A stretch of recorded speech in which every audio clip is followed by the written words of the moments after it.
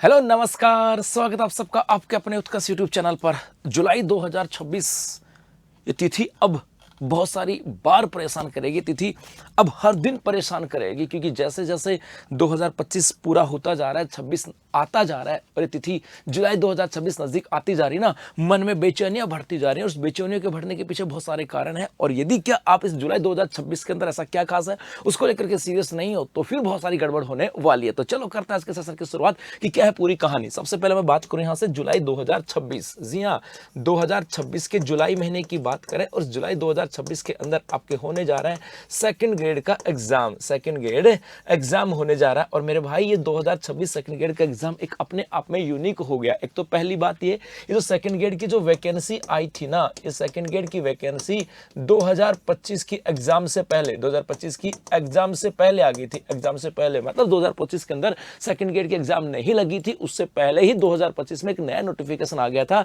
कि आपकी second grade की वैकेंसी आ गई है और इसकी एग्जाम होगी जुलाई 2026 के अंदर। तो ये अपने आप में उस समय एक माइंड के अंदर बड़ा कंफ्यूजन पैदा करके गई थी, क्योंकि उसमें बच्चा सोच रहा था कि सर मैं 2025 के एग्जाम की तैयारी कर रहा हूं, अब तैयारी करूं कि नहीं करूं, पद कम थे, तैयारी करूं कि नहीं करूं। तो वहां पे बड़ा कंफ्यूजन पैदा किया था कि भाई इसमें तो नहीं हो पाएगा, इसमें हो जाएगा कि नहीं हो जाएगा, तो मैं आगे वाले की तैयारी करूं। तो इस एग्जाम ने ना कंफ्यूजन पहले भी पैदा किया था और ये कंफ्यूजन आगे भी पैदा करेगी। ऐसा क्यों कह रहा हूं? क्योंकि आपके 2026 के अंदर जनवरी की बात करो, इस जनवरी के अंदर आपके थर्ड ग्रेड के एग्जाम भी है।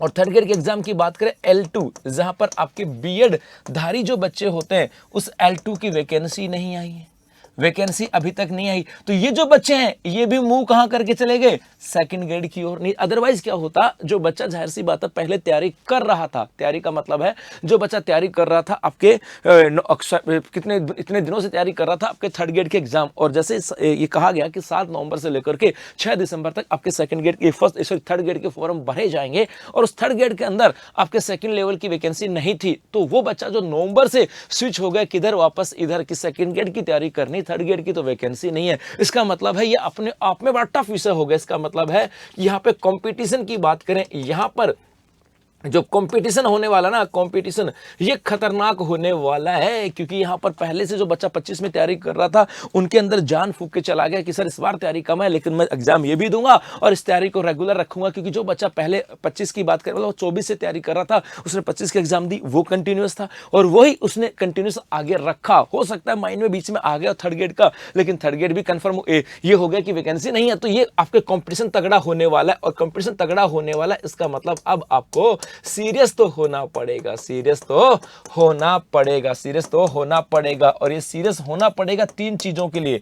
एक सीरियस होना पड़ेगा आपके टाइम मैनेजमेंट को लेकर के, एक सीरियस होना पड़ेगा आपके सब्जेक्ट मैनेजमेंट को लेकर के, और एक सीरियस होना पड़ेगा आपके पेपर मैनेजमेंट को लेकर के। गुरुजी हमने तो पहली बार एक बात चीजें सुनी थी, टाइम मैनेजमेंट, ये पेपर मैनेजमेंट और सब्जेक्ट मैनेजमेंट, क्या पूरी कहानी बताओ। टाइम मैनेजमेंट का मतलब है मोस्टली अब आपके पास 7 महीने बचे हैं। मैं मोटा मोटा बोलूं तो आपके 7 महीने हैं, आपके पास दिसंबर है और उसके बाद में जून तक का 7 महीने। इस 7 महीने के अंदर कम से कम 4 मंथ पहले, 4 मंथ पहले तक सिलेबस कंप्लीट होना चाहिए। यदि बच्चे ने पहले तैयारी चालू की है तो कम से कम 4 महीने पहले, मतलब जनवरी फरवरी तक, मैं लास्ट ये कह सकता हूं कि भाई जनवरी फरवरी तक आप लोग ना, जनवरी या फरवरी तक आपका सिलेबस कंप्लीट हो जाना चाहिए। This is the time management. इसका मतलब है कि भैया जनवरी फरवरी तक आपका सिलेबस यहां पर हो जाना चाहिए। जनवरी तक आपका, जनवरी कह दो या लास्ट फरवरी तक आपका सिलेबस कंप्लीट हो जाना चाहिए। और उसके बाद आपके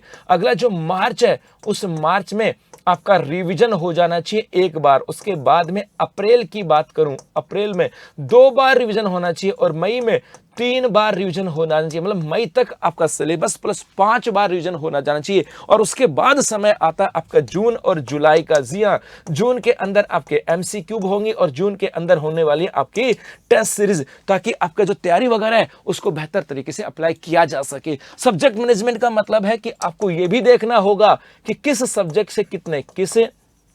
सब्जेक्ट से कितने क्वेश्चन आते हैं, कितने क्वेश्चन यदि ये के लिए अभी तक डिसाइड नहीं कर पाए तो गड़बड़ हो जाएगी। ऐसा इसलिए कह रहा हूं क्योंकि यदि पिछले एग्जाम देखोगे आरपीएससी ने अपना ट्रेंड बदला है, और आरपीएससी ने ट्रेंड बदला है और उसी ट्रेंड को ये कंटिन्यूसली फॉलो कर रही है। आपके ऐसा आरएस के एग्जाम में किया, फर्स्ट ग्रेड में किया, सेकंड ग्रेड में किया। इसका मतलब है कि मेरे भाई अब आपको उसी के अनुसार देखना होगा और देखना होगा इस ट्रेंड को कि किस सब्जेक्ट से कितने सारे पर्सन आ रहे हैं। तो अभी से फटाफट से जो फर्स्ट ग्रेड और सेकंड ग्रेड का एग्जाम लगा था उसके पेपर का एनालिसिस आप लोगों को करना है और देखना है कि क्या ट्रेंड है और कैसे क्वेश्चन आ रहे हैं। यदि जिसने इसको डिसाइड कर लिया मजा आ जाएगा। ये सब्जेक्ट मैनेजमेंट है, और पेपर मैनेजमेंट का मतलब है कि आरपीएससी ने अपने पेपरों की लैंग्वेज बदलना चालू कर दिया, उसकी भाषा बदलना चालू कर दी, उसके लेवल को बदलना चालू कर दिया था। जो आप लोग पढ़ रहे थे उन प्रश्नों के अंदर अब उसी को किस प्रकार से शब्दावली के साथ प्रयोग किया जा रहा है। तो इसका दोनों का मतलब एक है कि आपको अब